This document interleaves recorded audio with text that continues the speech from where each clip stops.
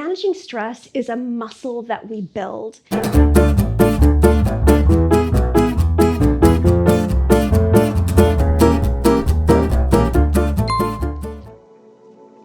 One of the really interesting things about the MBA process is that we have a chance to learn so much about ourselves. And so it's so interesting to watch when your stress levels raise and thinking through and exploring and experimenting what are the things that are going to work the best for you. Managing stress is a muscle that we build. This is such a wonderful opportunity to start practicing whatever it is that appeals to you. That could be meditation, it could be baking cookies, it could be taking a long walk, calling up a friend, whatever that is. But start to consciously build the muscle because it's something that you're gonna have to do throughout your entire life.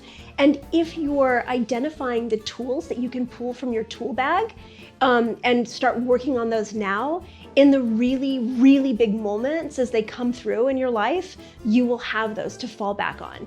Self-care. You have to take care of yourself in this process, and you're gonna make a lot of sacrifices, especially if you're still doing your job effectively, and especially if your job is really demanding or unpredictable or has a lot of travel, etc.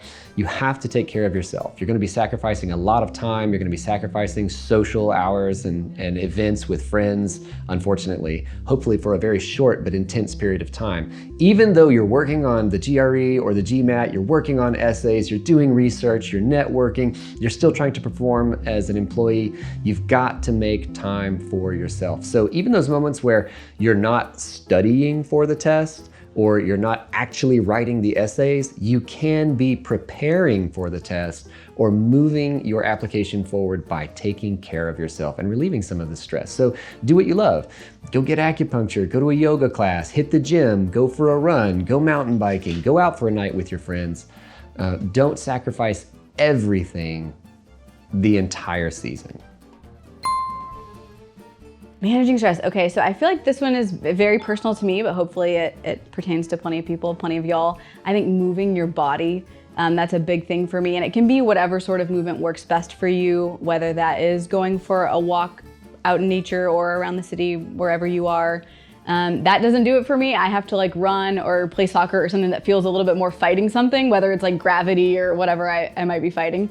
But to me, I like my external exhaustion to match my internal exhaustion. And so if I'm beating my head against something or worrying about things, I need to move my body and like get physically exhausted. Top tip for managing stress. My personal favorite is watching a stand-up comedy special on Netflix, HBO, or whatever streaming service you use, and just relax, have a good laugh, and pay attention to the way expert storytellers tell their story with a unique perspective and a sense of humor, and try to see where in their storytelling that they engage you the most. And the good hint is when you laugh. Meditation. Meditation, y'all. Download the Insight Timer app. I have been using that app every single day for more than 10 years. If you want to have peace of mind while tackling challenging situations, the only way to do it is to, well, one of the best ways, maybe not the only way, one of the best ways to do it is to really learn how to separate what's happening in your mind from who you are. And the best way to get good at that is through meditation. Two things: communicate, set boundaries. Talk to your coach. We're really insightful about things like that. And we've done the discoveries with you, so we will know various things about your life, and that's something that we'd really love to have a chat with you about one day. I like John Mulaney. I also like Atsuko. Ali Wong is a personal favorite. Whitney Cummings, I love her stand-up. Hannah Gadsby is also my personal favorite.